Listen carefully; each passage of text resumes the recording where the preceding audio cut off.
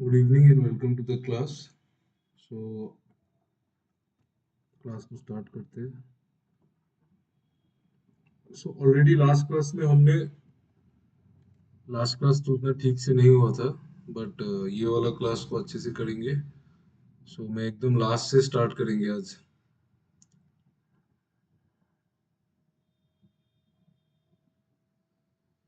Just 1 minute.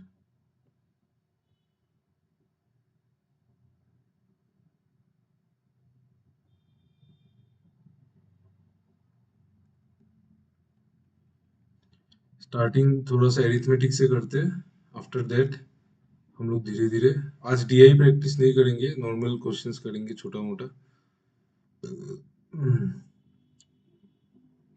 हाँ, और नहीं है तो स्टार्टिंग के लिए आप एक काम करो, एरिथमेटिक का एक दो क्वेश्चन कर लेते हैं, फिर उसके बाद पैटर्न में जाएंगे।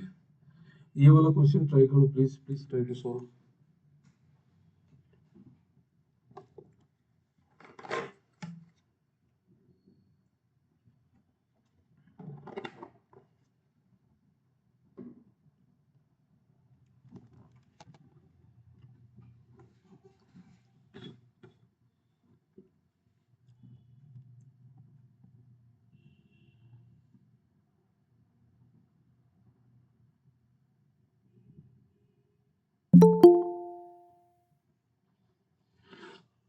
गुड इवनिंग विशाल।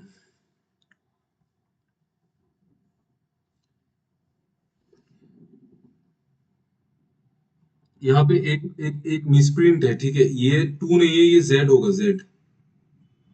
ये Z है, ठीक है? ये 7Z अपॉन 13 नहीं है, 7Z अपॉन 13।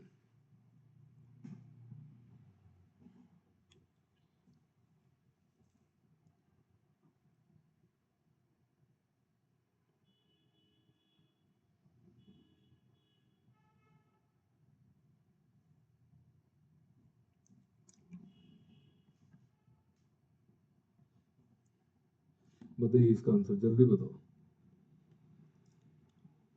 इजी क्वेश्चन है, बहुत इजी है।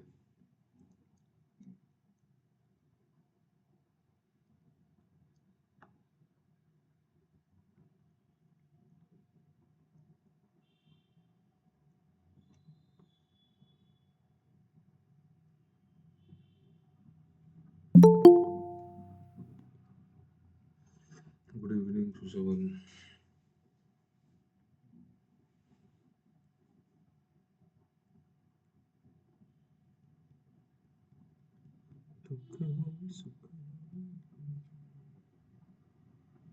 वो 72/13 नहीं है, 7Z/13 है।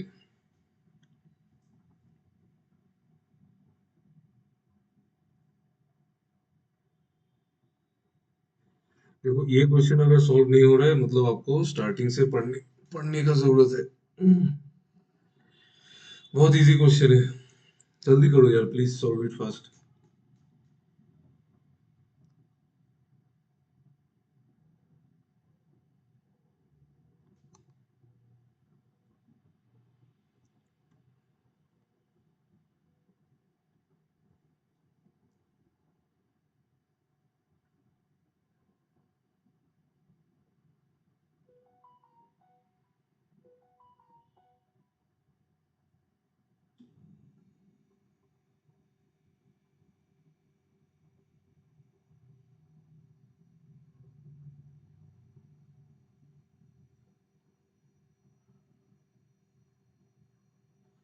ओह माय गॉड, ये तो बहुत इजी क्वेश्चन है। देखो यहाँ पे टाइम तो सेम है।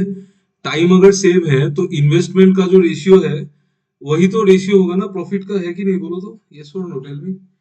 टाइम अगर सेम होता है मतलब इन्वेस्टमेंट और प्रॉफिट का रेशियो सेम होगा कि नहीं, बोलो। हाँ, तो प्रॉफिट, अभी अगर एक तरफ प्रॉफिट शेयर ऑफ भावना, अगर भावना को जेड का 7/13 मिल रहा है, मतलब दूसरे वाले इंसान को 6/13 मिलेगा। अगर एक इंसान को 7/13 मिल रहा है तो दूसरे इंसान को 6/13 मिलेगा ना। तो प्रॉफिट का रेशियो तो 6/7 हो गया। और इन्वेस्टमेंट अगर 7 किसको मिला था, भावना को, और 6 मिलेगा अर्जुन को, तो इन लोगों का जो ये है y-1500 divided by Y plus 2000 is equal to 6/7 नहीं होगा क्या, बोलो? होगा ना ये?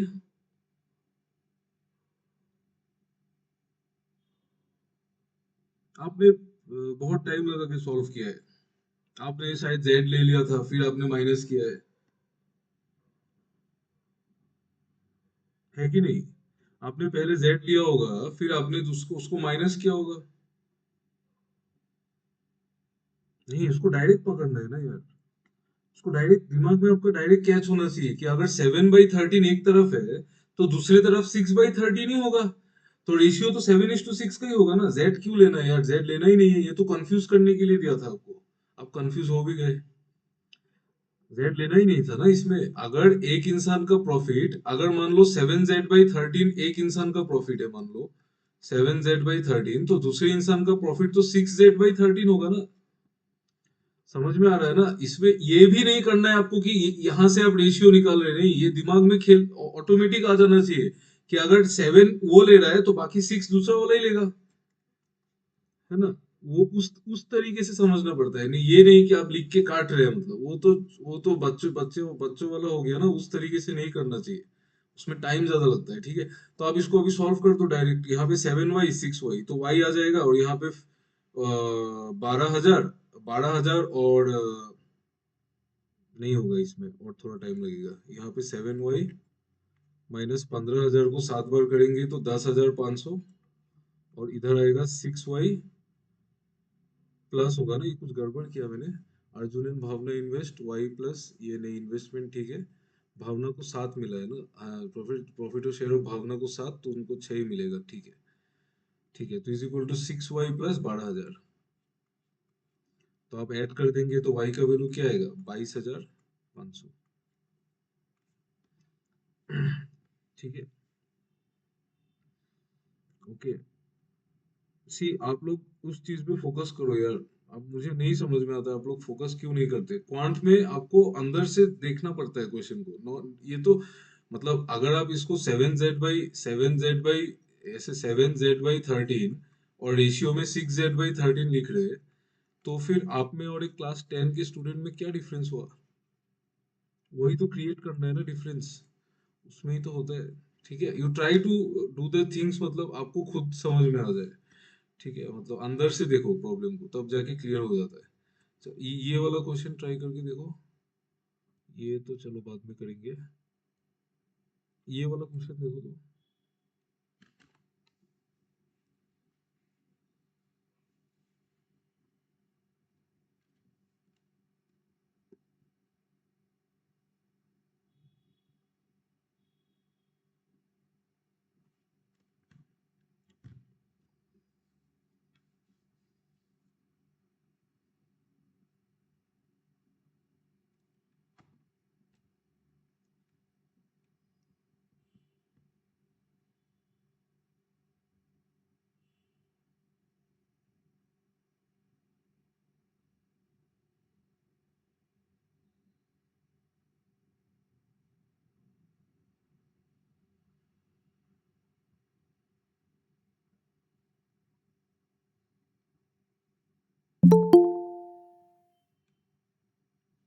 गुड इवनिंग कोमल।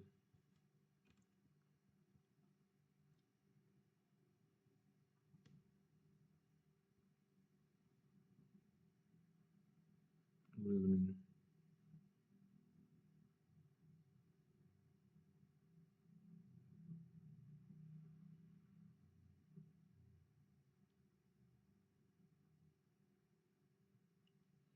अरे ये क्या हो गया? जस्ट जस्ट एक सेकंड ना, ये पूरा पीडीएफ तो खुल ही नहीं रहा है, क्या हुआ इसमें?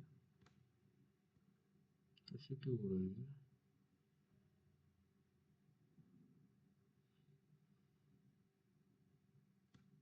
एक सेकंड ना, ये लास्ट वाला क्वेश्चन तो पूरा आया था। नहीं, लास्ट वाला क्वेश्चन पूरा नहीं आया था क्या? माय गॉड, ये क्या प्रॉब्लम हुआ?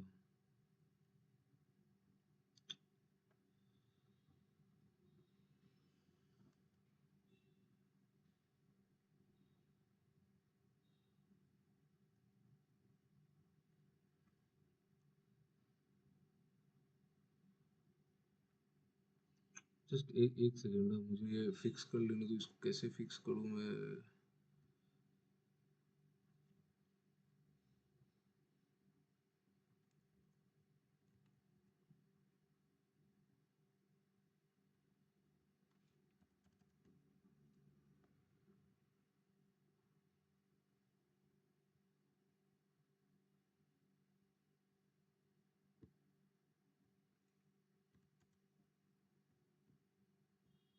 हाँ अभी ठीक है ना? हाँ जी अभी ठीक है। अभी अभी देखो।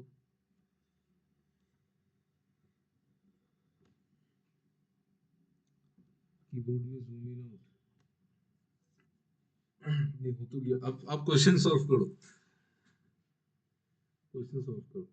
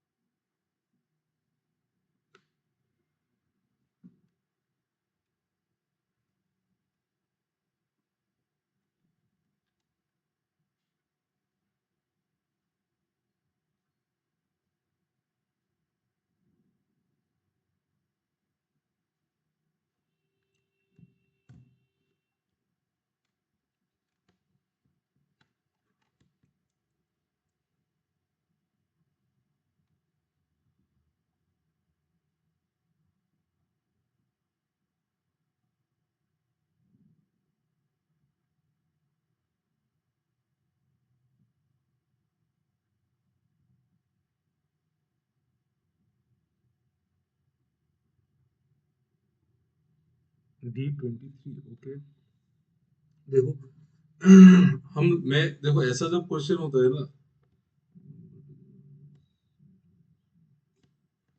देखो क्या होता है ऐसा क्वेश्चन में, इट्स ऑलवेज बेटर कि आप पीछे से शुरुआत करो, तब इजी होता है। आप स्टार्टिंग से जाओगे तो आपको कैलकुलेशन बहुत करना पड़ेगा। तो मैं इसको पीछे से स्टार्ट करूंगा। पीछे से कैसे करेंगे? मंथली सैलरी में बोल रहे हैं प्रिया ने A% ग्रोसरी में स्पेंड किया, A+12%। मतलब उनका जो सैलरी था ना, वहां से A% चला गया किसमें? ग्रोसरी में। उसी सैलरी से A+12%, उसी सैलरी से A+12% गया बिल में। और जो बचा हुआ अमाउंट था, ये जो बचा हुआ अमाउंट है, इसका 40% एंटरटेनमेंट में चला गया। ये देखो 40% of the remaining amount of, तो ये जो रिमेनिंग था ना, इसका 40% चला गया। तो बचा कितना? इसका 60%, इसका 60%। लेकिन आपको तो बोल रहे हैं कि 30% of the monthly salary save है, मतलब इसका जो 60% है ना, वो पूरा का 30% है। आपको समझ में आ रहा है मैं क्या बोल रहा हूँ? इसका जो 60% है, मतलब ये वाला पार्ट, वो पूरा सैलरी का 30% है। डायग्राम से समझ लो ना, डायग्राम से समझना बहुत इजी है। देखो यहाँ पे अगर ये हो गया, ये हो गया 40% ऑफ द रिमेनिंग, ये यहाँ पे बचा ना ये 40%। ये जो रिमेनिंग है ना, इसका 40%, मतलब ये वाला पार्ट चला गया। यही तो बोला ना, 40% ऑफ द रिमेनिंग तो उसने एंटरटेनमेंट में स्पेंड कर दिया, मतलब बचा कितना? 60%। तो अगर 60% of the remaining 30% of total है, तो टोटल कितना है वो निकाल लो ना आप। देखो तो कैसे करेंगे, मतलब मान लो आप इसको आप 100 यूनिट्स मान लो, जहां से शुरू किया था उसको 100 मान लो। और आपको बोल रहा है कि 40% ऑफ द रिमेनिंग, मतलब ये जो रिमेनिंग है उसका 40% चला गया, तो बचा उसका 60%। तो आपको बोल रहा है कि ये जो बचा हुआ अमाउंट है, इस मतलब ये जो इसका जो 60% है, वो टोटल का 30% है। मतलब ये जो होगा ना, ये जो बचा है वो टोटल का 30% है। ये जो बचा है ना, ये जो अमाउंट है, ये टोटल का 30% है। तो ये अगर टोटल का 30% है, इसका मतलब तो यही है ना कि ये प्लस ये मिला के 70% है। सही हो रहा है? देखो तो आपको समझ में आ रहा है डायरेक्टली? अगर नहीं आ रहा है तो बोल दो, आप मैं खोल खोल दूंगा, इसको खोल के भी एक्सप्लेन कर सकते हैं, कोई प्रॉब्लम नहीं है। नहीं आया ना? ठीक है, देखो मैं बता रहा हूँ।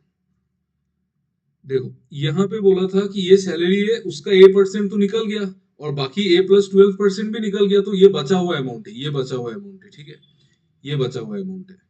ये बचा हुआ अमाउंट को आप दो पार्ट में डिवाइड कर दो, ये बचा हुआ अमाउंट का दो पार्ट बन जाएगा। ये बचा हुआ अमाउंट का 40% तो एंटरटेनमेंट में निकाल दिया, मतलब ये वाला जो अमाउंट है इसको मैं काट के बाहर निकाल देता हूँ। ये वाला जो अमाउंट है इसको तो एंटरटेनमेंट में चला गया, ये 40% ऑफ रिमेनिंग है। जो रिमेनिंग बचा था ना उसका 40% ये है। और जो उससे भी जो बचा वो 60% होगा ना रिमेनिंग का। तो आपको यही बोल रहा है कि इसका जो 60% है ना वो पूरा का 30% है। मतलब ये जो 60% है वो पूरा का 30% है। नहीं समझ में आ रहा है? रुको रुको रुको रुको रुको रुको, मैं थोड़ा सा और इजी कर देता हूँ। वेट। जैसे ये A% है, ये A+12% है, ठीक है। अभी मुझे पता है कि ये बचा हुआ अमाउंट है। ये बचा हुआ अमाउंट का 40% तो चला गया। तो ये बचा हुआ अमाउंट का कितना बचा है? 60%। मतलब मैं बोल सकता हूँ कि 60% of the remaining amount is equal to जो रिमेनिंग है, मतलब ये तो चला गया ना तो बचा 60%, लेकिन आपको तो बोला है कि 30% बचा है। तो 60% of remaining is equal to 30% of total, मतलब 30 यूनिट्स। तो रिमेनिंग कितना होगा? अगर उसका 60% 30 यूनिट्स है तो रिमेनिंग कितना होगा बोलो? पूरा पूरा पूरा रिमेनिंग कितना होगा? पूरा का पूरा रिमेनिंग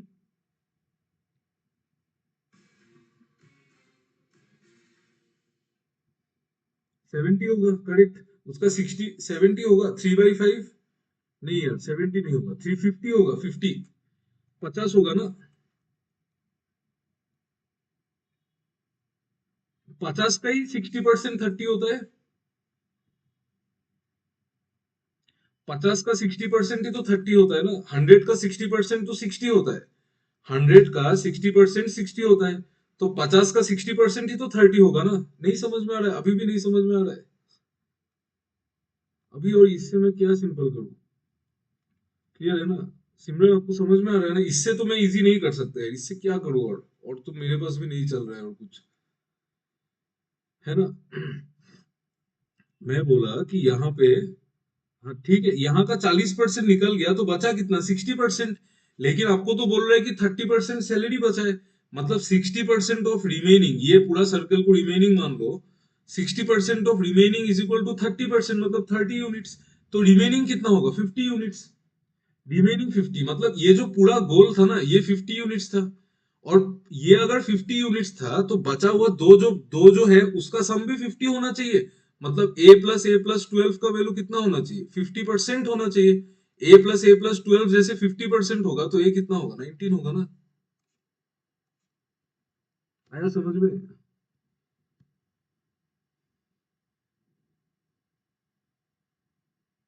ये समझ में आ गया ना? ठीक है ना? देखो भाई 100 का परसेंटेज और 100 का नंबर तो एक ही बात है। अगर आप 100 का परसेंटेज ले रहे हैं या फिर आप 100 का कोई भी नंबर लोगे तो वो तो एक ही बात है ना। अगर आपको मिल चुका है कि ये पूरा का पूरा 50 यूनिट्स है, मतलब जो दोनों पहले जो डिवाइड हुआ था उसका भी सम 50 होगा। तो A+A+12 का वैल्यू 50 होगा ना। तो A का वैल्यू 19 होगा। क्लियर है ना? देखो good evening. Please tell me, आप लोगों को ये एक्सप्लेनेशन ज्यादा टफ लगा क्या? नहीं क्लियर है ना? ज्यादा टफ तो नहीं लगा ना? 100x, हाँ 100x से करो एक ही बात है। 100x, 100 यूनिट्स, 100, ये सब एक ही बात है। कैसे भी करो, है ना? देखो वो 100x लेना वो नहीं है। आप समझदारी से करना मेन चीज होता है। मतलब आपको ये भी समझ में आना चाहिए क्वांट में कि कहाँ पे 100 लेने से इजी होगा और कहाँ पे 200 और कहाँ पे 1000 और कहाँ पे 5000 6000। वो मेन होता है क्वांट में, बाकी और कुछ भी नहीं है। आपको समझ में आना चाहिए। मतलब जो जो परसेंटेज है ना वो आपके ब्रेन में फ्लोट होना चाहिए कि ये परसेंटेज है। हाँ ये ऑप्शन से भी कर सकते थे, करेक्ट। पहला ऑप्शन करेक्ट है तो ऑप्शन से भी कर सकते थे, लेकिन ऑप्शन से मत करो, टाइम ज्यादा लगेगा। I did with option 19 was first, ठीक है कोई बात नहीं। कोई प्रॉब्लम नहीं है, आप लोग जैसे भी करो, but C option will always not always help you. ऐसा क्वेश्चन अगर पीओ मेंस में आ जाता है तो आपको ऑप्शन से वो नहीं बचाएगा, बिकॉज ये तो आरआरबी पीओ लेवल का एग्जाम क्वेश्चन है। अगर ये क्वेश्चन आईबीपीएस पीओ में आ भी जाता है तो आपको ऑप्शन से तो नहीं करने देगा वो एग्जामिनर। सो ट्राई करना कि परसेंटेज आपके ब्रेन में खुल जाए, मतलब पूरा फुल। जितना जल्दी वो खुलेगा ना आपका सारा चैप्टर इजीली हो जाता है। ठीक है, ओके, चलो नेक्स्ट। ये टाइम स्पीड वाला क्वेश्चन को बाद में करेंगे। ये वाला क्वेश्चन ट्राई करो तो प्लीज ट्राई इट।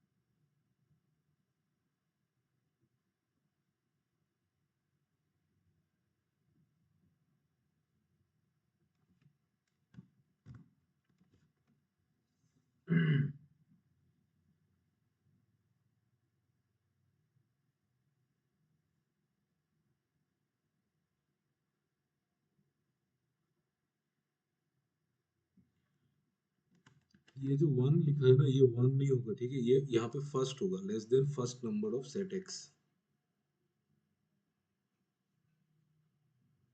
अब बनाओ, तीनों सेट बनाओ एक्स वाई जेड, उसके बाद सोल्व हो जाएगा।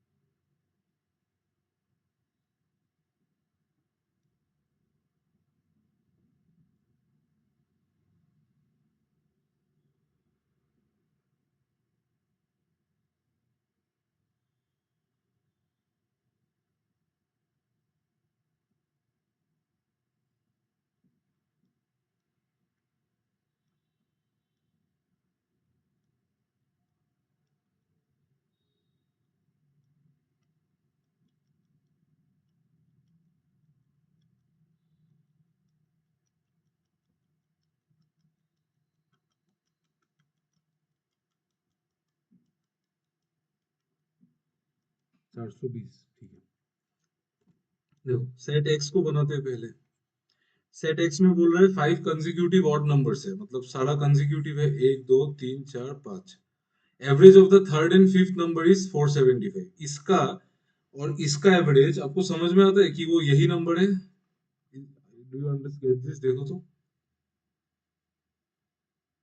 यस। अगर अगर तीन नंबर अगर तीन नंबर अगर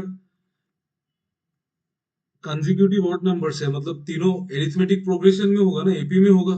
और तीनों जैसे ही एपी में होगा तो आपको एपी का तो पता ही है ना, कि अगर मतलब बीज वाला टर्म निकालना है तो ये इन दोनों का एवरेज से ही बीज वाला आता है। ठीक है, तो बीज वाला टर्म 475 होगा, तो ये टर्म कितना होगा? 477। ये होगा 473, ये होगा 471, और ये होगा 469। यही होगा। फिर आपको वाई में आ जाओ। तो वाई में आपको बोला है कि set of five consecutive even number, ये सारा इवन है। फिर आपको बोला the average of second and fifth, ये नंबर और ये नंबर का average is 50 less than first number of set x. इस सेट एक्स का पहला नंबर से 50 कम है, मतलब 419 है।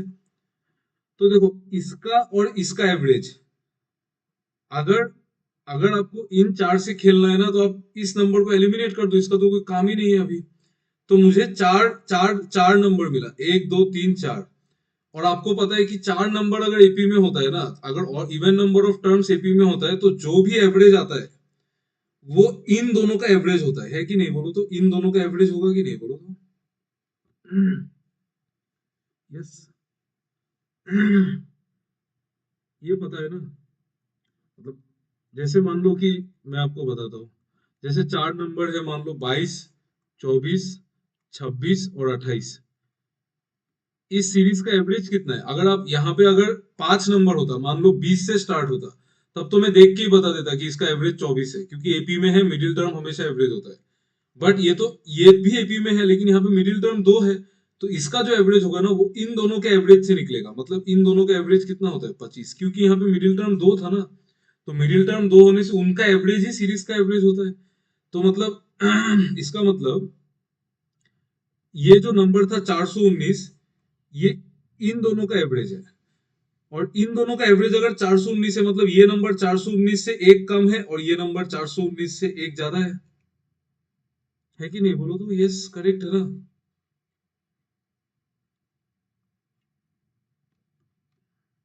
सही है ना बात? 418 और 420 ही तो होगा, और कुछ नहीं हो सकता है। ठीक है, ओके। तो अभी देखो यहाँ पे पांच नंबर है, तो पांचों नंबर को आप प्लेस कर दो वापस यहाँ पे। ये 418 है तो ये 416 होगा, ये 414 होगा, और ये 422 होगा। फिर आपको बोला सेट जेड में कितना नंबर से? चार है, चार है, एक दो तीन चार। The third number is 10 more than the first number of set Y. Set Y का फर्स्ट नंबर 414 है, तो थर्ड नंबर इसका 424 होगा। तो ये होगा 422 और ये होगा 420। आपको 420 वाला ही पूछा था। क्लियर है ना? देखो तो, ठीक है ना? ओके।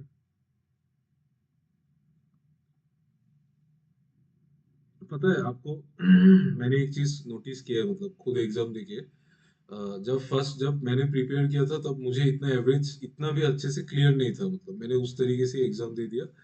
तो उसमें क्या होता है ना, कैलकुलेशन करने में एवरेज जानने से बहुत इजी होता है, मतलब पर्टिकुलरली डीआई का कैलकुलेशन में। डीआई में क्या होता है ना, if you have to find the average, और आप अगर ऐड करके एवरेज निकालोगे ना, वो तो मतलब उससे हो जाता है। देखो पेपर तो क्लियर हो जाता है, बट अगर आप एवरेज आपको दूसरे तरीके से भी निकालने आता है, तो वो ज्यादा बेनिफिशियल है। बहुत बेनिफिट देता है, टाइम बहुत बचाता है बहुत ज्यादा। आप इमेजिन नहीं कर पाओगे कितना टाइम बचाता है। बहुत ज्यादा टाइम बचाता है। मतलब इस बार जब आईबीपीएस पीओ का प्रीलिम्स दिया था, तब तब मुझे समझ में आया कि कितना टाइम बचता है। मतलब आराम से हो जाता है डीआई तो, मतलब 2-3 मिनट में एक डीआई सॉल्व हो जाता है, पांचों का पांच सारा क्वेश्चन। जस्ट बिकॉज आप एवरेज और आपका कैलकुलेशन स्ट्रॉन्ग, मतलब ये सब ट्रिक्स पता होना चाहिए, ये सब कि कहाँ से बीच का नंबर निकाल सकते हैं, उसके पीछे कैसे जा सकते हैं, उसके आगे दो स्टेप कैसे जा सकते हैं, एक नंबर को स्किप करके आगे कैसे जा सकते हैं, वो सब समझ में आने से बहुत टाइम बचता है।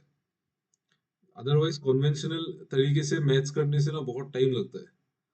ठीक है, ओके, चलो you try to solve the next question. ये वाला डाटा सफिशिएंसी बाद में करना। ये वाला क्वेश्चन करो, तो थोड़ा इजी इजी क्वेश्चन करते हैं, फिर मैं लेवल इंक्रीज कर दूंगा, डोंट वरी। ये वाला क्वेश्चन करके देखो तो कौन सा स्टेटमेंट सफिशिएंट है आंसर देने के लिए।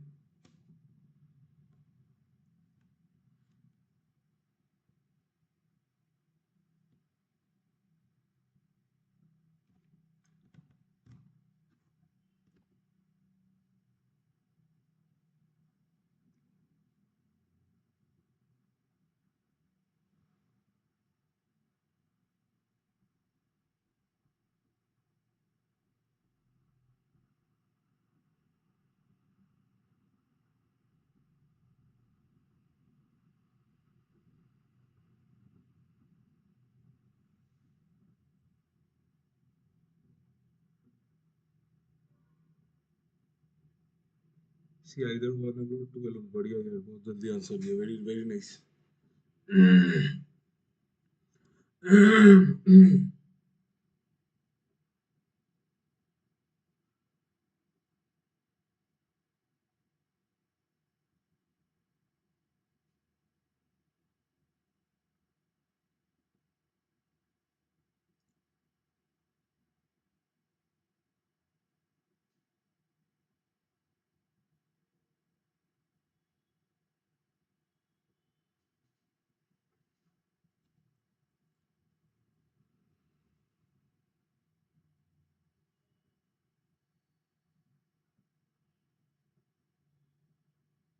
ठीक है।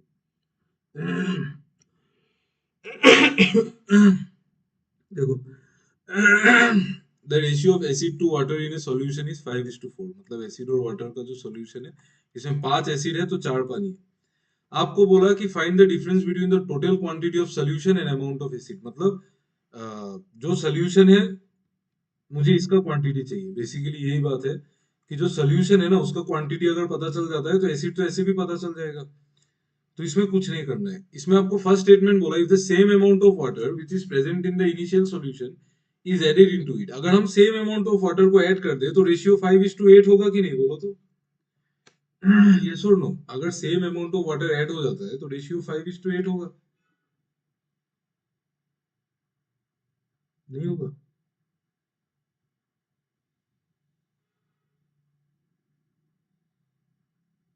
ये नहीं समझ में आया? नहीं आया तो बोलो एक बार।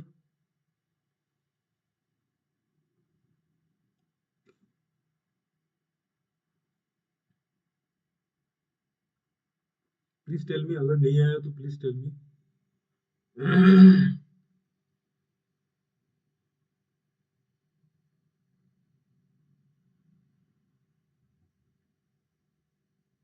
आ गया ना? 5:8 ही होगा ना भाई, और क्या होगा? अगर वो डबल हो जाएगा ना तो 4 का 8 हो जाएगा, है ना? है ना? वो 4 का 8 हो जाएगा भाई, और क्या है? ठीक है। फिर आपको बोल रहे हैं डिफरेंस 30 लीटर है, तो यहाँ से डिफरेंस निकाल के ये निकल जाएगा तो सब निकल जाएगा, तो ये तो सफिशियंट है। फिर बोल रहे हैं to 20 litres of acid add करने से ratio of acid and water 7:4, यहाँ पे 5:4 था, यहाँ पे 7:4 हो गया।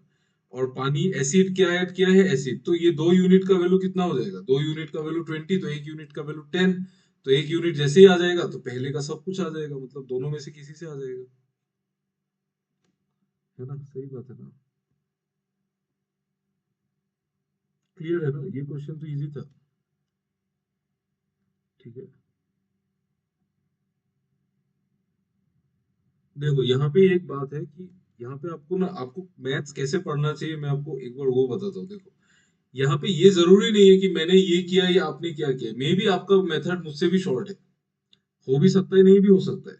लेकिन आपको ये हमेशा देखना चाहिए कि मैंने क्या किया है, वो हमेशा देखना चाहिए, ये नहीं कि आपने कर दिया तो। ऐसा क्वेश्चन मेंस में आ सकता है, क्लर्क मेंस में तो आ ही सकता है। ठीक है।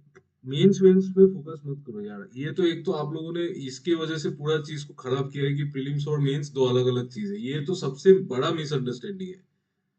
प्रिपरेशन मेंस के लिए करना चाहिए, प्रीलिम्स के लिए नहीं। प्रीलिम्स का सिर्फ मॉक टेस्ट देना चाहिए, और उससे ज्यादा वो उसको इज्जत देने का ही जरूरत नहीं है, नॉट नॉट रिक्वायर्ड। अब मेंस के लिए प्रिपेयर करो ना, you should always look to solve tough question. ये वाला मेंटेलिटीज की वजह से भी बहुत बहुत लोग अटकते हैं कि प्रीलिम्स और मेंस दो अलग अलग चीज है, एक ही चीज है। बस मेंस में एप्लीकेशन ज्यादा होता है, प्रीलिम्स में स्पीड देखते हैं बस, और कुछ नहीं है। बाकी तो सब कुछ सेम है ना, और क्या है? टॉपिक तो कुछ नया नहीं आ रहा है। ठीक है। प्रीलिम्स मेंस का कॉन्सेप्ट लेके मत पढ़ो यार, आप लॉस में रहोगे। ठीक है, आप ये काम करो, ये वाला क्वेश्चन ट्राई करके देखो, please try it.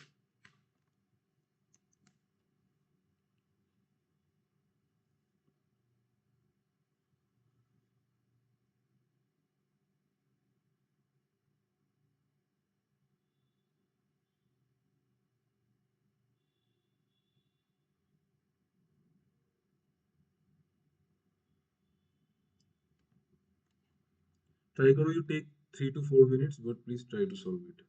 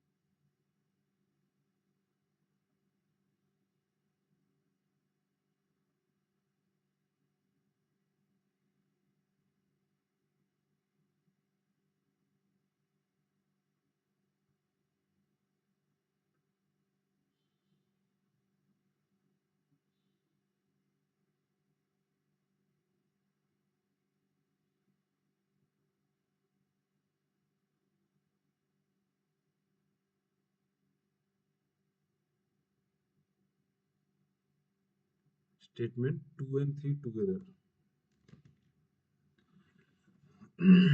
No, my brother. देखो, value what is the maximum value of the product of three different distinct integers A B and C are natural numbers, ठीक है, और इंटीजर भी है, नेचुरल नंबर भी है, मतलब जीरो तो नहीं हो सकता है, ऐसे भी जीरो नहीं होगा, कॉमन सेंस भी है। तो ये तो स्टेटमेंट 1 and 3 टुगेदर, नहीं नहीं नहीं, वन से अकेले आ रहा है सॉल्यूशन। देखो ये हम लोगों ने नंबर सिस्टम में पढ़ा था, आप लोगों को ये याद नहीं है, मैंने आपको ये पढ़ाया था नंबर सिस्टम में भाई, कि अगर तीन नंबर का सम गिवन है और तीन नंबर का अगर आपको मैक्सिमम प्रोडक्ट निकालना है तो हम निकाल सकते हैं। Do you remember this? ये वाला चीज ये हमने नंबर सिस्टम में पढ़ा था। मैंने आपको ये भी बताया था कि इसका एक मेथड मैंने खुद निकाला था, आपको याद नहीं है? आप पढ़ो फिर से number system, read again, number system को पढ़ो यार, नंबर सिस्टम इतना इंपॉर्टेंट चैप्टर है। ठीक है, ये मैंने आपको बोला भी था कि इसमें मैंने एक एक एक तरीका निकाला था इसको करने का, तो दूसरा तरीका एक्चुअली तो हमको क्या करना है, maximum value of product of three different distinct integers A B and C, A B C का मैक्सिमम प्रोडक्ट चाहिए, और A plus B plus C 25 given है। तो इसमें आपको क्या करना है, आप 25 को पहले इक्वली डिवाइड करो तीन नंबर में, 25/3 कितना होता है, लगभग 8 होता है, लगभग 8 होता है ना। तो आप क्या करो, मतलब 8 से 8 पॉइंट समथिंग होता है, बट 8 ही होता है, तो मान लो 8 ही होता है, मतलब जो लोएस्ट है उसको ले लो। फिर मुझे सम 25 चाहिए, तो आप 8 का आसपास के नंबर्स लो, जैसे एक नंबर को 8 से एक कम लो, तो एक नंबर को 7 ले लिया मैंने, दूसरे नंबर को 8 से एक ज्यादा लो, तो दूसरे नंबर को मैं 9 ले लेता हूँ सपोज। अगर एक नंबर 7 होगा, दूसरा नंबर 9 होगा, और उनका सम 25 है मतलब 16, तो तीसरा नंबर भी 9 होगा, होगा कि नहीं बोलो तो? लेकिन इसको हम लोग एक्सेप्ट नहीं कर सकते, क्यों? क्योंकि हमको बोला था तीनों डिस्टिंक्ट है, तो we can not do this, हम यहाँ पे 7 तो नहीं ले सकते। तो आपने 7 ले लिया था, ठीक है, आप हिट एंड ट्रायल करो, फिर अगर आपने 7 लिया तो आप दूसरा नंबर को 9 तो नहीं ले सकते, तो आप 10 ले लो, एक ज्यादा ले लो, तो 10 और 7 कितना हो गया, 17, और 25 बनाने के लिए मुझे और 8 चाहिए, तो यही तीन नंबर का सेट में मैक्सिमम प्रोडक्ट निकलेगा। So this is your answer, मतलब 80 इंटू 7 मतलब 560। तो नंबर वन से तो अपने आप आ रहा है, करेक्ट, सही है ना? ठीक है, क्लियर? ये इसको पढ़ लो, इसको, ये चीज बहुत इंपॉर्टेंट है, ये एसबीआई पीओ मेंस में ऑलरेडी आ चुका है, ये पैटर्न ऑलरेडी आया हुआ है। ठीक है, तो आपको जब बैलेंस करना होता है ना, what you do, you divide the number equally, equally divide करने से 8 आ रहा है ना, तो एक नंबर को आप छोटा ले लो। अभी आप सोचेंगे कि सर आपने एक नंबर तो छोटा ले लिया, मान लो कि यहाँ पे मैंने 7 ले लिया और यहाँ पे मैंने 9 ले लिया था, तो मैं तो फेल हो गया था, क्योंकि अगर मैं 7 और 9 लेता हूं तो मैं यहाँ पे मुझे 9 लेना पड़ेगा, लेकिन डिस्टिंक्ट थोड़ा तो नहीं हो रहा है, ठीक है। फिर अगर आपके दिमाग में ये चीज क्लिक किया कि मैं यहाँ पे 7 ले रहा हूं, तो मैं इस 9 को 10 नहीं करके अगर आपने इस 7 को ही 6 कर दिया, तो ये नहीं करना है। 11 क्यों लोगे यार, 10 में जब काम बन जा रहा है तो 11 क्यों लेना है? यहां से आप अगर जैसे यहाँ पे मान लो आपको 7 लेना था, आपने 6 ले लिया, फिर यहाँ पे आपको 8 की जगह 9 लेना था, तो 9 6 हो गया 15, 9 6 15, 9 6 15 और 10 25, लेकिन यहाँ पे 954, ये 540 ही आपको देगा सम, सॉरी मल्टीप्लीकेशन। मैक्सिमम मल्टीप्लीकेशन तभी आपको मिलता है जब आप नंबर्स के जितने करीब हो आप उतने करीब रहो, मतलब जो जो नंबर है ना उसके बहुत आसपास नंबर्स चूज करना पड़ता है, एक ज्यादा एक कम उस तरीके से चूज करना है, ठीक है। अगर मान लो मैं आपको दूसरा एक एग्जांपल देके बताता हूँ, जैसे मान लो यहाँ पे a प्लस बी प्लस सी, मान लो a प्लस बी प्लस सी मान लो 28 दिया हुआ है, 28, ठीक है। तो 28 होने से आप 28 को 3 से एग्जैक्टली डिवाइड करो, आपको कितना मिलेगा, 3 9 जा 27, तो 9 मिल गया। अभी एक नंबर को 9 से कम लो, मतलब 8 ले लो, दूसरा नंबर 9 से ज्यादा 10 ले लो। अभी 10 और 8 18 तो हो चुका है, और हमको और 10 चाहिए, लेकिन तब तो नहीं होगा।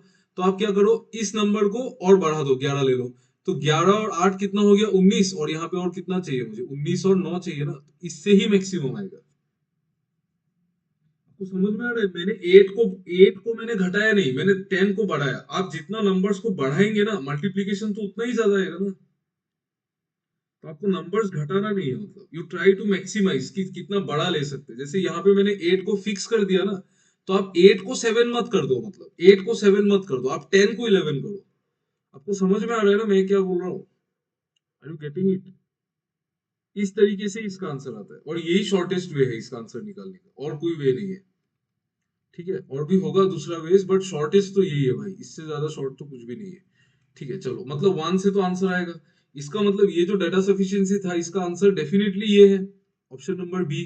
क्योंकि वन एलोन तो उसी में लिखा है सिर्फ, और किसी में भी नहीं लिखा है। सही है ना? लेकिन हमको चेक करना है कि टू वन एलोन और टू एलोन अगर आंसर है तो टू से आ रहा है कि नहीं, टू से अकेले आएगा कि नहीं, बोलो तो, कैन यू टेल मी? मतलब अभी तो आप बोलेंगे आएगा, लेकिन कैसे आएगा वो समझा दो एक बार।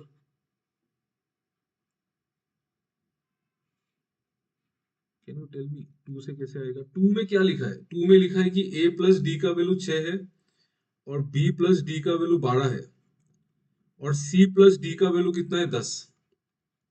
और मुझे एबीसी का मैक्सिमम प्रोडक्ट चाहिए, एबीसी का।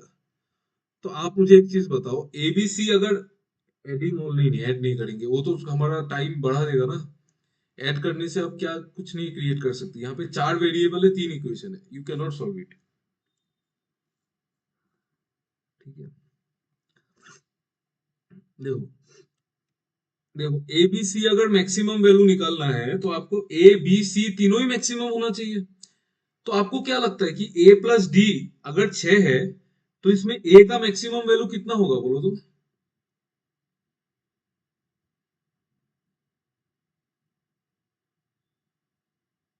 Think and tell. 4 नहीं, 4 क्यों होगा, 5 होगा ना। 5 होगा, ऑब्वियसली 5 होगा। तभी तो डी 1 होगा ना। अगर अगर ए जितना बड़ा होगा, डी उतना ही छोटा होगा।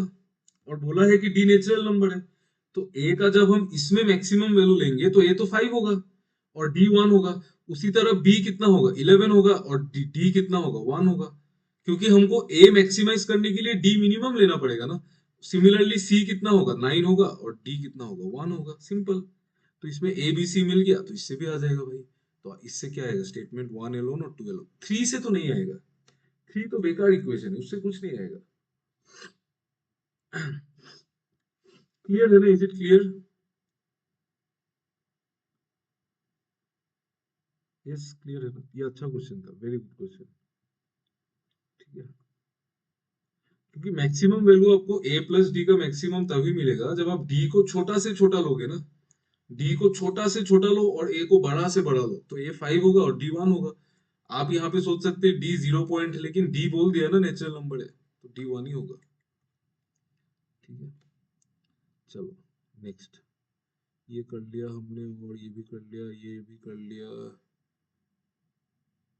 ये क्वेश्चन है, आप ये करो, नहीं तो नहीं करो। ये वाला क्वेश्चन करो, क्वेश्चन से भाग के तो फायदा नहीं है, ये क्वेश्चन करो। टाइम स्पीड का क्वेश्चन है, please solve it, you take 5 minutes time, but इसको सॉल्व करो प्लीज।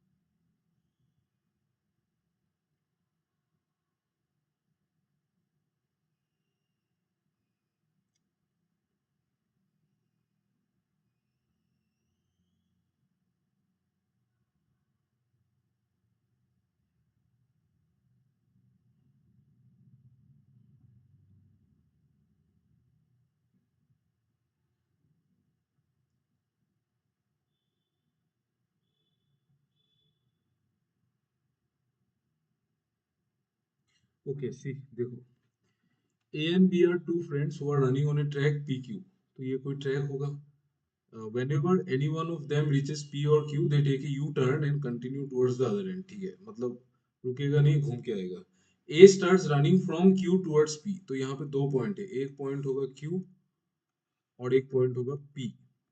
A भागना चालू किया Q से P तक. A यहाँ पे भागना चालू किया उसने Q से P तक. After reaching a point R. अच्छा, R आपको समझ में आ रहा है ना, R इस P पॉइंट का उस तरफ हो ही नहीं सकता है, मतलब पी क्यू में ही होगा ना R. यस और नो बोलो तो, ये तो समझ में आया ना, क्योंकि भाई वो तो बोल ही रहा है ना, वो ट्रैक पी क्यू में ही भागेंगे. तो अगर ऐसा बोला बोला ही है कि पी क्यू में ही रहेंगे, मतलब R भी पी क्यू में ही होगा. तो मतलब जो पॉइंट R है वो यहाँ पे कहीं होगा सपोज. तो आपको बोला है कि after reaching a point R he takes a U turn and when he has reached right in the middle of Q R which is point S. मतलब ये पॉइंट S है. ठीक है, आपको बोला है कि when he has reached right in the middle of QR which is point S, B starts running from P towards P. मतलब A जैसे यहाँ पे पूरा घूम के वापस यहाँ पे आया ना, ये इस तरफ भाग रहा है ना ये, तो उस टाइम पे B भागना शुरू किया यहाँ से. ये क्वेश्चन है. ठीक है, तो B starts running from P towards Q. A reaches Q. A Q में पहुंच गया, takes a U-turn and meets B at point R. तो आपको ये समझ में आ रहा है कि ए यहां से भागा, ये डिस्टेंस कवर किया, फिर घूम के उसने ये डिस्टेंस कवर किया, और उतने टाइम में बी ने सिर्फ ये डिस्टेंस कवर किया. Is it clear? देखो ये तो क्वेश्चन में लिखा हुआ है कि नहीं बोलो तो, ये बात तो ठीक है ना. यस, क्योंकि ए का स्पीड बी से ज्यादा भी है. ए का स्पीड तो बी से ज्यादा है. ए 9 यूनिट स्पीड लेके भाग रहा है, बी तो सिर्फ 5 लेके भाग रहा है. मतलब ए ज्यादा भाग लेगा ना उतने कम टाइम में. मतलब ए यहां से जाके यहां से घूम के फिर यहाँ पे आया, उतने टाइम में बी सिर्फ यहाँ तक आ पाया. ये क्वेश्चन है. ठीक है, अभी हम देखेंगे क्वेश्चन क्या लिखा है. If R S is equal to 54, R S कितना है 54, तो एस तो मिड पॉइंट था, मतलब ये डिस्टेंस भी 54 होगा. तो आपको बोला ए और बी का स्पीड का रेशियो. ठीक है, आप मुझे बताओ, देखो ए कहां से शुरू हुआ था, ए यहां से शुरू हुआ था ना, यहां से शुरू होके वो ये डिस्टेंस भागा, फिर घूम के वो पूरा डिस्टेंस भागा. तो आपको समझ में आ रहा है कि ए ने 162 किलोमीटर भागा है वो, है कि नहीं बोलो तो. ए जो है वो 162 किलोमीटर भागा है ना. करेक्ट है ना. देखो ये समझ में आ रहा है कि नहीं, देखो भाई जल्दी. पहले 54 भागा, ये देखो ए पहले ये वाला डिस्टेंस भागा, ये वाला डिस्टेंस भागा, फिर ये वाला डिस्टेंस वो दोबारा भागा, मतलब 54 इंटू टू. फिर ये वाला डिस्टेंस और भागा, मतलब 54 इंटू थ्री. 54 इंटू थ्री कितना होता है, 162 होता है ना. तो मतलब ए ने 162 कवर किया. अभी आप देखो, ए जैसे यहां से शुरू हुआ था, तो ये यहां से भाग के घूम के यहाँ पे पहुंचा, और बी उतने टाइम में यहाँ पे पहुंचा, मतलब टाइम कांस्टेंट है. तो टाइम जैसे ही कांस्टेंट है, तो ए और बी का जो स्पीड का रेशियो है, टाइम सेम टाइम में जिसका ज्यादा स्पीड उसका उतना डिस्टेंस, मतलब ए और बी का जो स्पीड का रेशियो 9:5 है, मतलब इनका डिस्टेंस ट्रेवल का रेशियो भी 9:5 है. जबकि मुझे पता है कि ए ने कितना डिस्टेंस ट्रेवल किया था, 162 मीटर्स. 162 मीटर्स, तो 9 यूनिट का वैल्यू अगर 162 है, तो एक यूनिट का वैल्यू कितना होगा, 18 होगा ना. 18 होगा. तो आपको बोला है एक यूनिट अगर 18 है, तो 5 यूनिट कितना होगा, 90 होगा. मतलब बी 90 किलोमीटर भागा है, मतलब ये डिस्टेंस 90 है, तो 90 प्लस 108 मतलब 198, ये आंसर है। क्लियर हुआ? देखो प्लीज चेक इट।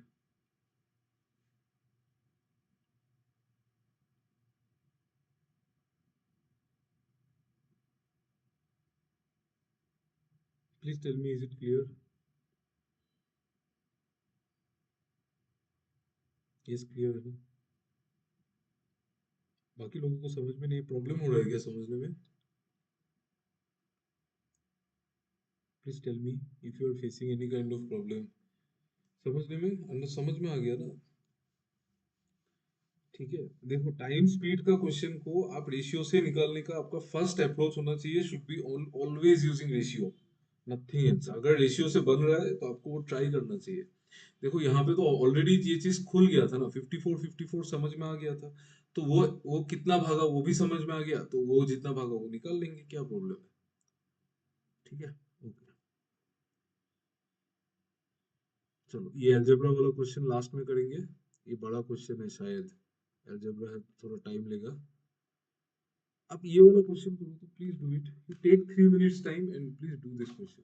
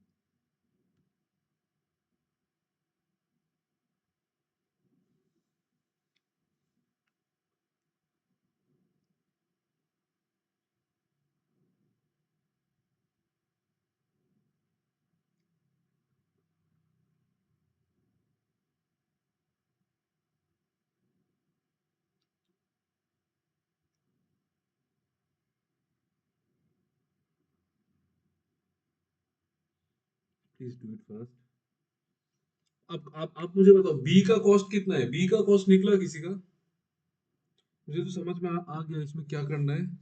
बी का cost could you find out? Anyone, B और सी किसी का भी कॉस्ट? बी का 72, बी का, no my friend, how b can be 72? See, if b is 72 then 3 units will be 72. If 3 units is 72 then 5 units will be 120. Then it is already being told that the cost of c is between 50 and 100. सही बात है ना?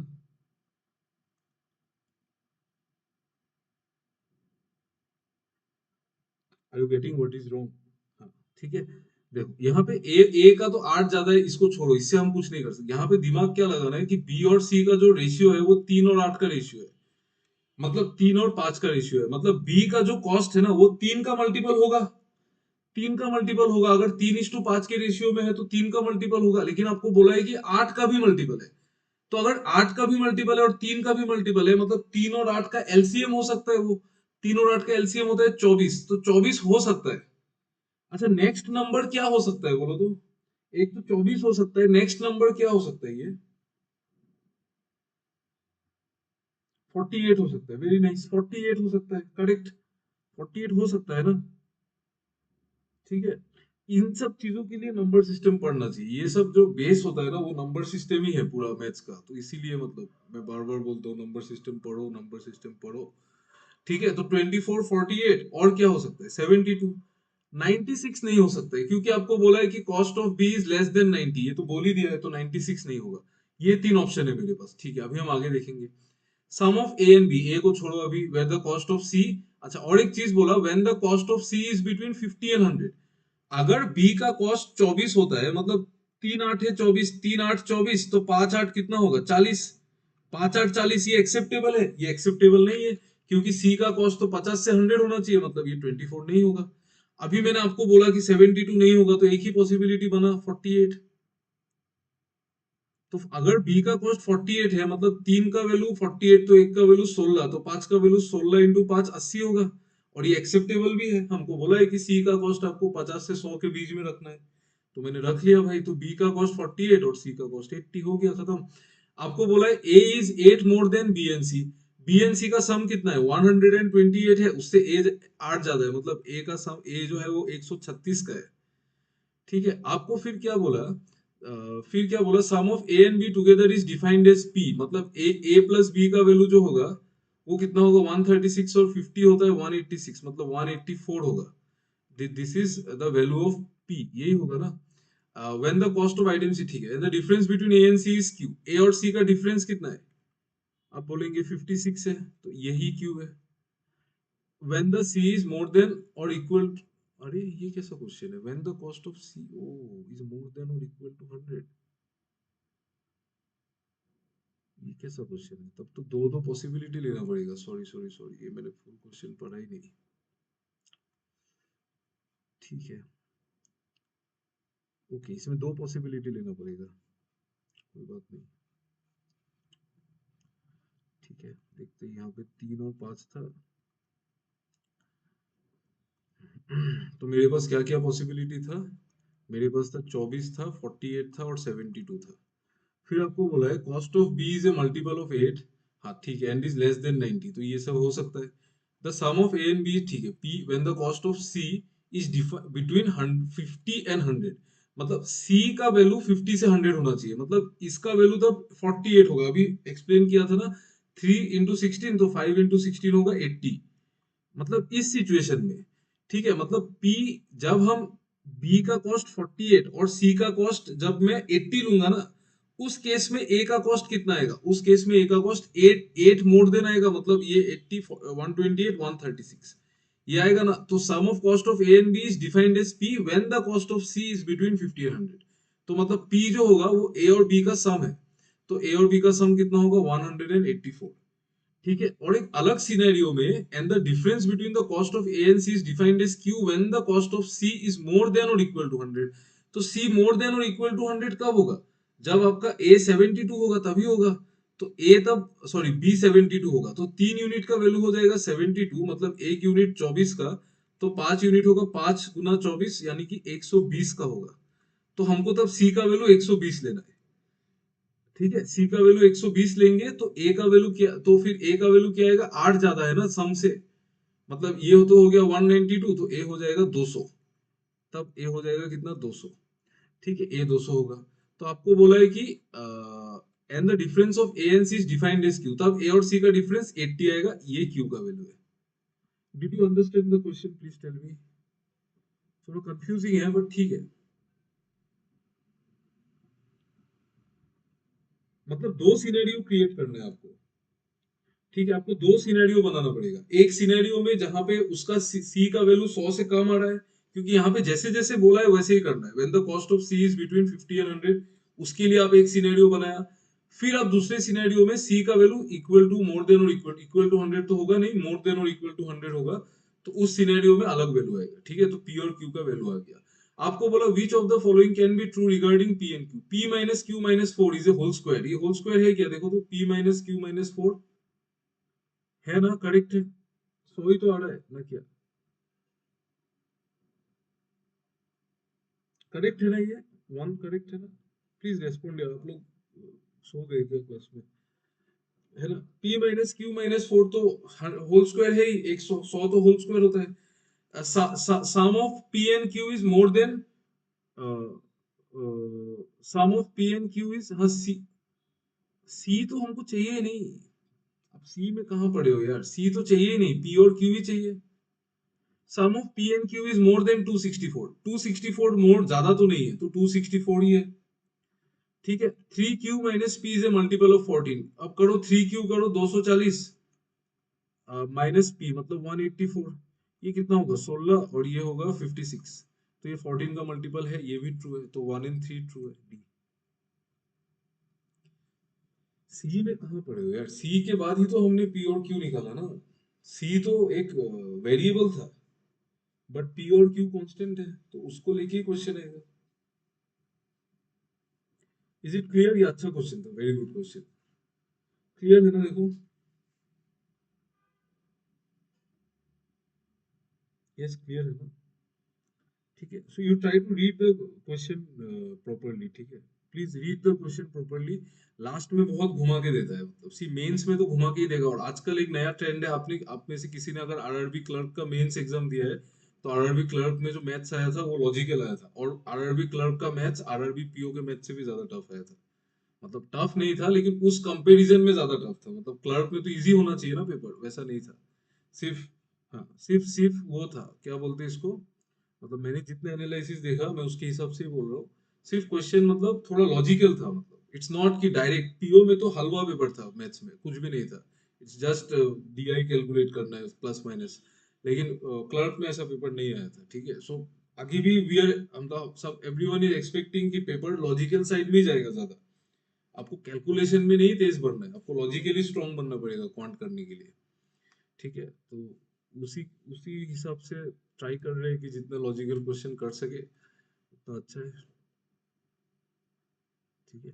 चलो, सो ये question है, इसको बाद में करेंगे, ये बहुत बड़ा क्वेश्चन है डाटा सफिशिएंसी का, इसको बाद में करेंगे। टुडे मैं आपको एक अलजेब्रा का क्वेश्चन था वो कर लेते हैं, फिर मैं क्लास को बंद कर दूंगा, okay. Just last question, you please solve it, मैं निकाल देता हूँ इसको।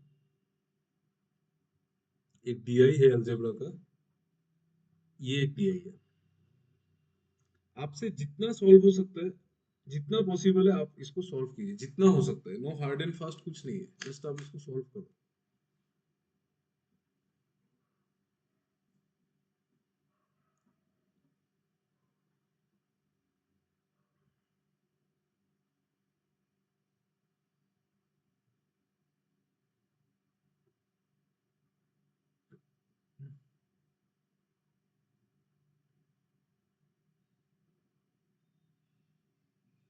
टेक 5 मिनट्स टाइम, जितना हो सकता है solve up to that much.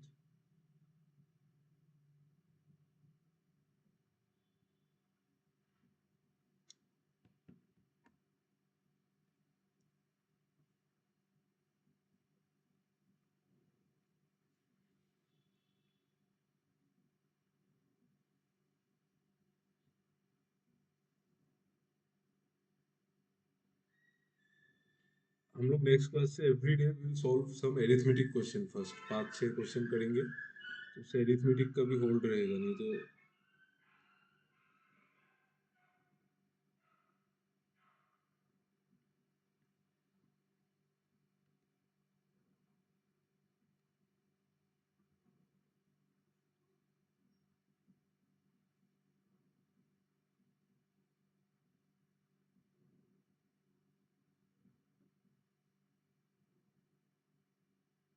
आप मुझे आप मुझे सिर्फ एफ एफ का वैल्यू निकाल के बता दो, just find the value of F, बाकी आई विल हेल्प यू। ये थोड़ा बड़ा क्वेश्चन है, मैं आपको हेल्प कर दूंगा तो जल्दी हो जाएगा, please tell me the value of F, बस ये बता दो, बाकी हो जाएगा।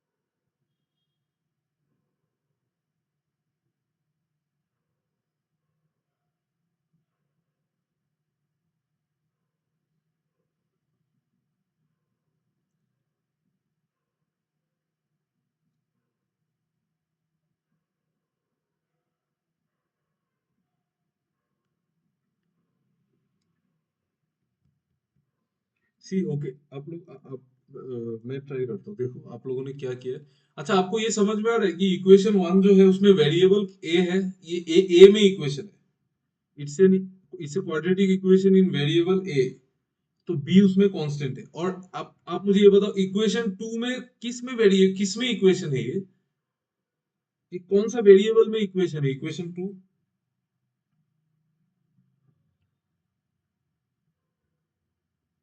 ई में नहीं, डी में है ये, क्योंकि यहाँ पे बी सी ए नहीं तो कांस्टेंट्स बोल दिया है, तो डी में होगा ना, डी कांस्टेंट नहीं है तो डी में इक्वेशन होगा। सही बात है ना? समझ में आ रहा है ना? देखो ई तो कांस्टेंट बोल दिया है ना, तो जो वेरिएबल है उसी में इक्वेशन होता है हमेशा, है ना? जैसे ये x square minus 13x plus 92, ये किस में इक्वेशन है? एक्स में है ना, बाकी सब तो कांस्टेंट है। तो जो कांस्टेंट है उसमें इक्वेशन नहीं होता है, जो वेरिएबल है उसमें इक्वेशन होता है।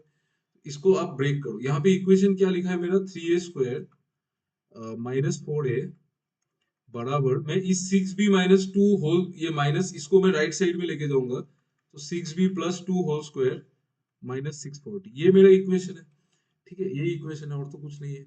आपको बोला है कि इसका एक रूट -32/3 है, तो आप a के जगह में डाल दो -32/3, तो 3 × -32/3 का होल स्क्वायर माइनस 4 × -32/3 बराबर 6b+2 होल स्क्वायर। मैं सॉल्व कर रहा हूँ, आप लोग बस देख लो, -640। ठीक है, तो ये कटेगा, ये 32 का स्क्वायर तो माइनस माइनस प्लस हो जाएगा, तो ये तो 1024 आएगा, और नीचे 3 का स्क्वायर से एक बार कट जाएगा तो ये 3 आ जाएगा माइनस, और ये माइनस माइनस प्लस हो जाएगा, तो ये 4 × 32 कितना हो जाएगा, 128 होगा ना, 128 होगा, तो 128/3 ये आएगा, is equal to 6b+2 whole square -640।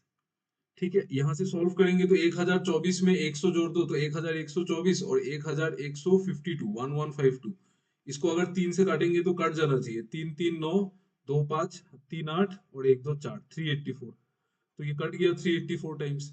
384 में इसको ऐड कर दो 640 को, तो 384 प्लस 640 कितना होगा, बोलो कितना होगा? 400 करेंगे तो 1040, और उससे 16 का मतलब 1024, मतलब ये जो सम है वो 1024 ही आएगा।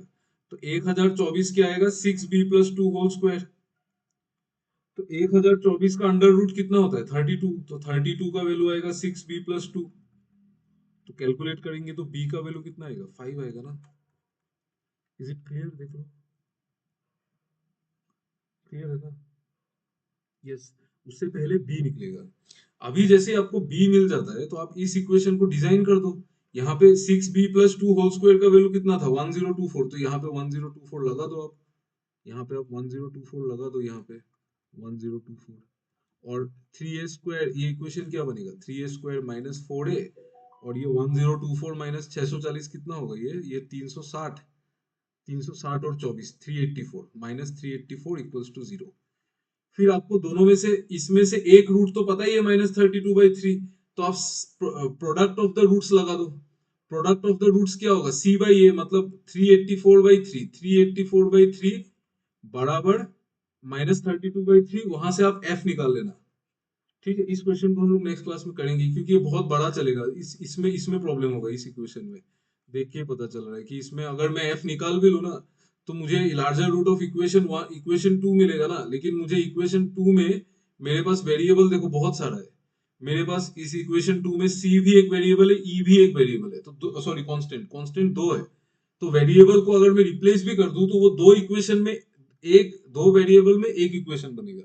तो उसको हमको फिर कुछ दिमाग लगा के सॉल्व करना पड़ेगा, तो इसको हम, मैं अभी नहीं कर रहा हूँ, बहुत लेट हो गया। आप लोग एक काम करना, जस्ट एफ तक निकाल के रखेंगे, तो बाकी नेक्स्ट हम लोग नेक्स्ट क्लास में कल सॉल्व करेंगे।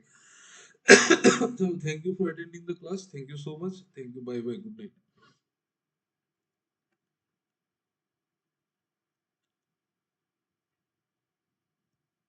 Thank you.